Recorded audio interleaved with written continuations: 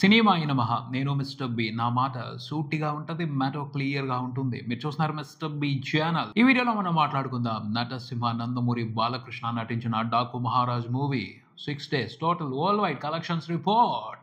డాకు మహారాజ్ 6వ రోజున కూడా స్టడీగా బాక్స్ ఆఫీస్ రన్ ని కొనసాగించింది. ఇటు తెలుగు స్టేట్స్ లోను, అటు ఓవర్సీస్ లో కూడా ఇంట్రెస్టింగ్ నెంబర్ రిపోర్ట్ అయింది. సినిమా ప్రపంచవ్యాప్తంగా అన్ని చోట్ల కలిపి టోటల్ గా రిపోర్ట్ చేసిన షేర్ 71 కోట్లు దాటింది. ఇంట్రెస్టింగ్. ఇంకొక 9 కోట్ల షేర్ వెనక్కి వచ్చేస్తే సినిమా బ్రేక్ ఈవెన్ కంప్లీట్ చేసుకుంటుంది, హిట్ స్టేటస్ తీసుకుంటది. శనివారం నాడు, ఆదివారం నాడు రిపోర్ట్ అయ్యే కలెక్షన్లతో ఆల్మోస్ట్ బ్రేక్ ఈవెన్ అయిపోయే పరిస్థితి. ఏమన్నా కొరత మిగిలితే సోమవారం వచ్చే కలెక్షన్లతో అయిపోతుంది. ఆ పైన హిట్ రన్ ఉంటది, ప్రాఫిట్స్ తీసుకోవడం మొదలు పెట్టేస్తుంది. అంతా కూల్ గా చక్కగా నడిచిపోతుందనే చెప్పొచ్చు. Daaku Maharaj box office run కి సంబంధించి బాలయ్య బాబు వరుసగా 4వ బ్లాక్ బస్టర్ పెట్టేశారు. ఈ సినిమా హిట్ రేంజ్ ఎంత ఉంటుంది అనేది క్యాలిక్యులేట్ చేసుకోవాలి. ఇంతకు ముందు సినిమాల కంటే భారీ రేంజ్ లో షేర్ వసూలు చేయాల్సిన అవసరం ఉంది, కొత్త రికార్డులు క్రియేట్ చేయాల్సిన అవసరం ఉంది. ఫుల్ రన్ లో ఆ రికార్డుల్ని బాలయ్య బాబు ఏ మేర క్రియేట్ చేస్తారో చూడాలి. అది మాత్రమే ప్రస్తుతానికి మిగిలిన అంశం. తర్వాత ఈ సినిమాకి సంబంధించిన సక్సెస్ మీట్ జరిగింది.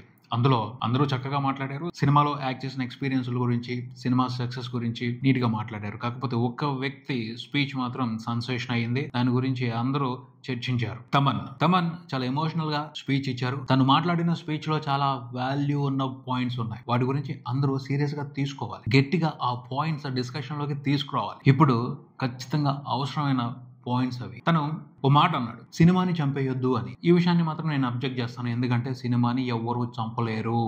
Cinema immortal. సినిమాని చంపడం ఎవరికి సాధ్యమయ్యే పని కాదు.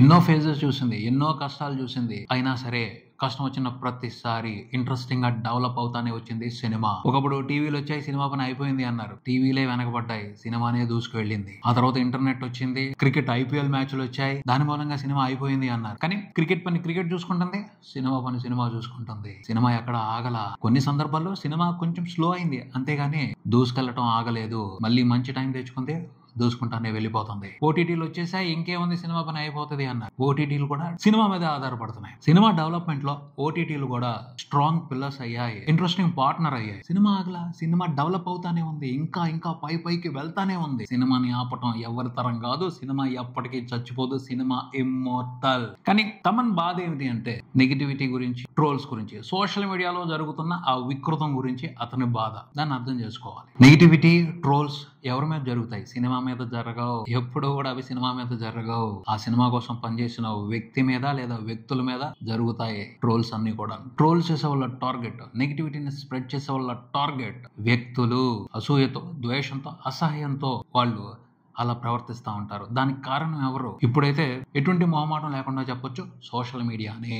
ఈ వికృతం విపరీతంగా ప్రబలిపోవటానికి కారణం సోషల్ మీడియానే. సోషల్ మీడియా ప్లాట్ఫామ్స్ అన్ని కూడా వాళ్ళ బిజినెస్ పెంచుకోవడం కోసం ఈ వికృతాన్ని ఇండైరెక్ట్ గా పెంచి పోషిస్తున్నాయి. ఎలా అంటే సోషల్ మీడియాలోకి ఎంటర్ అయితే మనిషి ఐడెంటిటీ మారిపోతుంది. కొంతమంది మనుషులను గుర్తుపట్టడం కూడా కష్టమే. అంటే సోషల్ మీడియాలోకి ఎంటర్ అయిన తర్వాత నీకు కావాలంటే ముసుగులు ఇస్తున్నారు, మాస్కులు ఇస్తున్నారు, దాని వెనక ఎవరున్నారో అర్థమయ్యే పరిస్థితి కాదు. సో ఐడెంటిటీని హైడ్ చేస్తున్నారు. ఇది మనిషి లోపల ఉన్న ఓ రాక్షసుడికి, నెగిటివ్ మనిషికి అవకాశం కల్పిస్తుంది విచ్చలవిడిగా ప్రవర్తించడానికి. అవకాశం ఉన్నప్పుడు ఎందుకు ఆగుతారు? మనిషిలోని దుర్మార్గం బయటకు వస్తుంది. విషం చిమ్ముతారు. నచ్చని విషయాల మీద, ద్వేషిస్తున్న మనుషుల మీద విషం చిమ్ముతారు. అవకాశం అంత చక్కగా దొరుకుతున్నప్పుడు ఎందుకు విషం చిమ్మరు? సోషల్ మీడియాలో మాట్లాడటం అనేది వాక్ స్వతంత్ర హక్కు అయితే నీ ఐడెంటిటీని బయట పెట్టి నీ ఫేస్ చూపిస్తూ చెయ్యి. అది బాధ్యత అయిన పని, నిజాయితీ అయిన పని. అంతేగాని ముసుగేసుకుని, మాస్క్ వేసుకుని నువ్వెవరో తెలియకుండా వాక్ స్వాతంత్రాన్ని ఉపయోగించుకుంటాను అంటే కరెక్ట్ కాదు. కానీ సోషల్ మీడియా ప్లాట్ఫామ్స్ అన్ని కూడా అందుకు అవకాశం ఇస్తున్నాయి. ఎందుకు? వాటి బిజినెస్ కోసం. ఈ విషయంలో మార్పు రావాలి అంటే ముందు సోషల్ మీడియా ప్లాట్ఫామ్స్ ఇంకా బాధ్యతగా ఉండాలి, ఇంకా రెస్పాన్సిబిలిటీ తీసుకుని చాలా అకౌంటబిలిటీ తీసుకురావాలి. అప్పుడు చాలా వరకు కంట్రోల్ అవుతుంది. ఆ పైన ఇలా బిహేవ్ చేస్తున్న వాళ్ళ మనస్తత్వంలో కూడా మార్పు తీసుకురావాలి. సరైన పద్ధతులు, సంస్కృతి, సంస్కారం నేర్పించకుండా వదిలేస్తే ఇలాగే తయారవుతారు. ఒక మనిషిని అనరాని విధంగా కామెంట్ చేస్తే అతని మనసు ఎంత బాధపడుద్దో ప్రాక్టికల్ గా తెలియకపోవటం, ఆ బాధని అర్థం చేసుకోలేకపోవటం చాలా దారుణమైన విషయం. మాట అనటం ఈజీ, మనిషిని కించపరచటం, మనసుని క్షోభ పెట్టడం ఈజీ. కానీ ఆ బాధ పడే వాళ్ళకి తెలుస్తుంది అందులో ఎంత దారుణమైన పెయిన్ ఉంటుందో. సో ఈ విష సంస్కృతి ఆగాలి అంటే రెండే పద్ధతులు. ఒకటి, మనుషుల ప్రవర్తనలోనూ ఆలోచన విధానంలోనూ మార్పు రావాలి. రెండు ఐడెంటిటీ.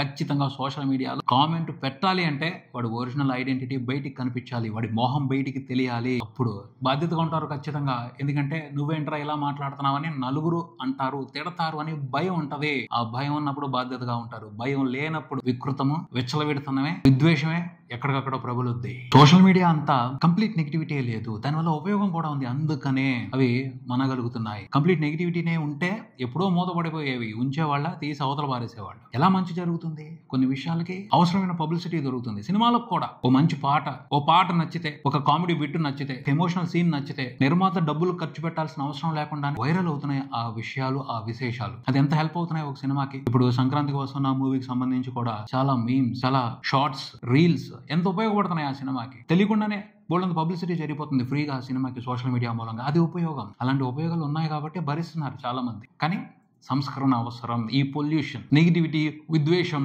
అనే పొల్యూషన్ ప్రక్షాళన చేయబడాలి, క్లీన్ అవ్వాలి. ఇక్కడ ఈ నెగిటివిటీ, ట్రోల్స్ ఇంత స్ట్రాంగ్ గా ప్రబలిపోవడానికి కొన్ని కారణాలు ఉన్నాయి. ఇంకొక స్ట్రాంగ్ కారణం ఉంది. నెగిటివిటీ స్ప్రెడ్ అయ్యే విషయంలో కంప్లీట్ గా ఇండివిజువల్స్ నే తప్పు పట్టడానికి లేదు, ఫ్యాన్స్ గ్రూప్స్ నే తప్పు పట్టడానికి లేదు. కొంతమంది ఆర్గనైజ్డ్ గా ఈ నెగిటివ్ ట్రోల్స్ ని, ఈ నెగిటివ్ కల్చర్ ని స్ప్రెడ్ చేస్తున్నాయి, బాగా అలవాటు చేశాయి. కొన్ని కంపెనీలు దాని మీద ఆధారపడి బిజినెస్ చేసుకుంటున్నాయి, వాళ్ళంతా ఇన్కమ్ తీసుకుంటున్నాయి. ఆర్గనైజ్డ్ గా ట్రోలింగ్స్, నెగిటివిటీని స్ప్రెడ్ చేస్తున్నారు కొంతమంది. 50% ఇండివిజువల్స్ నెగిటివిటీని స్ప్రెడ్ చేస్తుంటే 50% ఆర్గనైజ్డ్ గా కంపెనీలు పెట్టి ఫేక్ ఐడీలు 100 విచ్చలవిడిగా తయారు చేసి దాని ద్వారా వాళ్ళు టార్గెట్ చేసిన పర్సన్ మీద లేకపోతే సినిమా మీద నెగిటివిటీని స్ప్రెడ్ చేస్తున్నారు. అదొక బిజినెస్ అయిపోయింది. రాజకీయాల్లో కూడా ఈ స్ట్రాటజీని వాడుతున్నారు. ఇలాంటి కంపెనీల సపోర్ట్ తీసుకుని ఆపోజిట్ వ్యక్తుల మీద, ఆపోజిట్ పార్టీల మీద, ఆపోజిట్ ఆర్గనైజేషన్స్ మీద నెగిటివిటీని స్ప్రెడ్ చేస్తున్నారు. ఇలా రకరకాల కారణాల మూలంగా అది బాగా జటిలం అయిపోయింది. ఇప్పుడు కంట్రోల్ చేయలేనంత జటిలం అయిపోయింది. అందరూ బాధపడుతున్నారు. దాన్ని బారిన పడటం అంటే మామూలు క్షోభ కాదు, మానసికంగా కుంగిపోవటం అవుతుంది. అంత దారుణంగా హింసిస్తున్నారు. ఈ విషయానికి సంబంధించి ఖచ్చితంగా మార్పు అవసరం. మార్పు ఎలా వస్తుంది? సందర్భం దొరికినప్పుడు స్పీచ్ ఇవ్వటం, 2-3 కామెంట్లు చేయటం, దాని గురించి 2-3 చర్చించుకోవటం మూలంగా రాదు. అసలు పాయింట్ ఏమిటో దాని మీద ఫోకస్ చేయాలి. సినిమా చచ్చిపోతుంది, సినిమాను కాపాడదాం, ఇలాంటివన్నీ డొంక తిరుగుడు మాటలు. సినిమాకి ఏం కాదు, సినిమా ఇమ్మోర్టల్. సినిమా గురించి బాధపడాల్సిన అవసరం లేదు. నీకేమవుతుంది, నువ్వేం బాధపడుతున్నావు, దాని గురించి డిస్కషన్ లోకి తీసుకురండి. అసలు పాయింట్ అవుట్ చేయండి. నెగిటివిటీ, ట్రోల్స్ వీటిని ఆపాలి.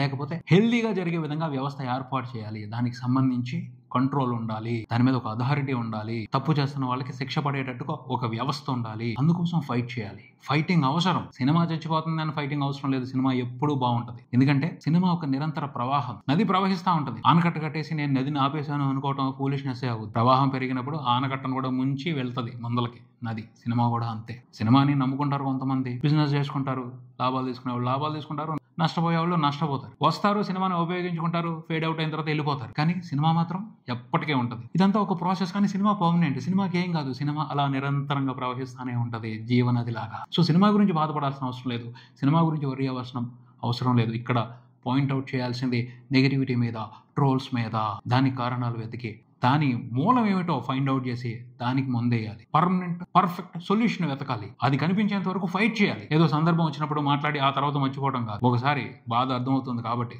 ఇనిషియేషన్ తీసుకోవాలి. ఆల్రెడీ పాపులారిటీ ఇమేజ్ ఉన్న వాళ్ళు మీరు, సమస్య అర్థమవుతున్నప్పుడు సిన్సియర్ గా ముందుకొచ్చి ఓ మూమెంట్ క్రియేట్ చేయాలి. ఆ మూమెంట్ ని ముందుకు తీసుకెళ్తే వస్తారు, బాధితులు అందరూ వస్తారు. వాళ్ళందరూ కూడా ఒక గ్రూప్ గా ఏర్పడటం జరుగుతుంది. దానికి సంబంధించి ప్రభుత్వానికి నివేదించడం, రకరకాల చర్యలు తీసుకోవడం, ఇదంతా కూడా సరైన పరిష్కారం దొరికేంత వరకు జరిగితే ఖచ్చితంగా మార్పు వస్తుంది. ఎగనెస్ట్ గా మాట్లాడకపోవడం, గట్టిగా వాయిస్ రైజ్ చేయకపోవడం చాలా మందికి అలసైపోతుంది.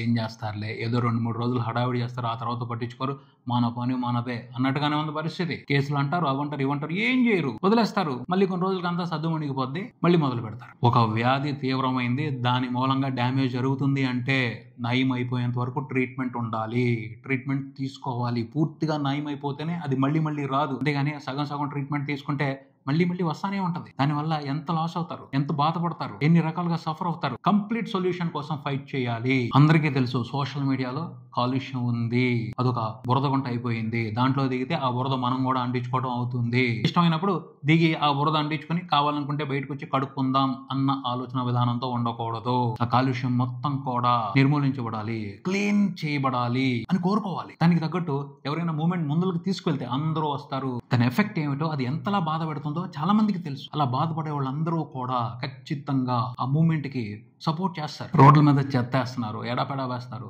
అది మంచి పద్ధతి కాదు. స్వచ్ఛ భారత్, మన పరిసరాలను మనమే శుభ్రంగా ఉంచుకోవాలి అని ఒక మూమెంట్ లేవదీశారు. స్వచ్ఛ భారత్ ఎలా అయితే అవసరమో స్వచ్ఛ సోషల్ మీడియా కూడా అదే విధంగా అవసరం. దీనికి సంబంధించి కూడా ఒక మూమెంట్ తీసుకురావాలి. తమను మొదలుపెట్టి ఆగిపోవద్దు. మీలాంటి వాళ్ళు తలుచుకుంటే ప్రతిరోజు ఆ పని మీద కూర్చోవాల్సిన అవసరం లేదు. సొల్యూషన్ వచ్చేంత వరకు మీ ఫ్రీ టైంలో ఆ మూమెంట్ ముందుకు తీసుకువెళ్తే ఖచ్చితంగా ఒక దాని గురించి సందర్భం వచ్చినప్పుడల్లా మాట్లాడుతూ ఉంటే, ఏదో ఒక చిన్న చిన్న యాక్టివిటీస్ ఫ్రీ టైంలో చేస్తూ ఉంటే, ఆట విడుపు కోసం క్రికెట్ ఆడుతున్నారు. అలాగే ఈ సమస్య పరిష్కారానికి కూడా కొన్ని చర్చలు, కొన్ని యాక్టివిటీస్ చేయటం, డిస్కషన్స్ చేయటం, అవసరమైన మనుషులతో కలవటం, ఇలా ఆ మూమెంట్ ని ముందుకు తీసుకెళ్తే ఖచ్చితంగా ఈ రోజు కాకపోతే రేపు కాకపోతే ఎల్లుండి ఏదో ఒక రోజు సరైన పరిష్కారం, శాశ్వత పరిష్కారం దొరుకుద్ది. తమన్ లాంటి ఇమేజ్ ఉన్న పర్సన్ ఈ మూమెంట్ ని ముందుకు తీసుకెళ్తే ఖచ్చితంగా మనం ఒక మార్పుని చూడొచ్చు, అవసరమైన మార్పుని చూడొచ్చు. అది పరిస్థితి. బాధపడిపోవడం సమస్యకి పరిష్కారం కాదు. బాధను భరించడం కూడా సమస్యకి పరిష్కారం కాదు. సమస్యని రూపుమాపటమే అసలైన పరిష్కారం. నిర్మూలించి పారేయాలి. పోకటి వేళ్లతో సహా పీకి అవతల పారేయాలి. అందుకు ఏం చేయాలి ఆలోచించాలి. దానికోసం కృషి చేస్తే ఖచ్చితంగా మంచి జరుగుద్ది. సో తమన్ ఇలా మాట్లాడి వదిలేయటం కాదు, ఆ బాధను భరించడం కాదు, ఈ సమస్యకి పరిష్కారం దొరికేంత వరకు ఒక చిన్న ఫైట్ చేయాలని అయితే నేను బలంగా కోరుకుంటున్నాను. దీనికి సంబంధించి మీ ఉద్దేశం ఏమిటి కింద కామెంట్ లో తెలియజేయండి. ఇదే ఇక్కడికి మరో వీడియోతో మళ్ళీ కలుద్దాం. ఈ వీడియో మీకు నచ్చితే లైక్ చేయండి, మీ ఫ్రెండ్స్ తో షేర్ చేసుకోండి, మీ అభిప్రాయాన్ని కామెంట్ చేయండి, ఈ ఛానల్ ని సబ్స్క్రైబ్ చేయండి. నేను mister B, keep watching mister B channel. Thank you.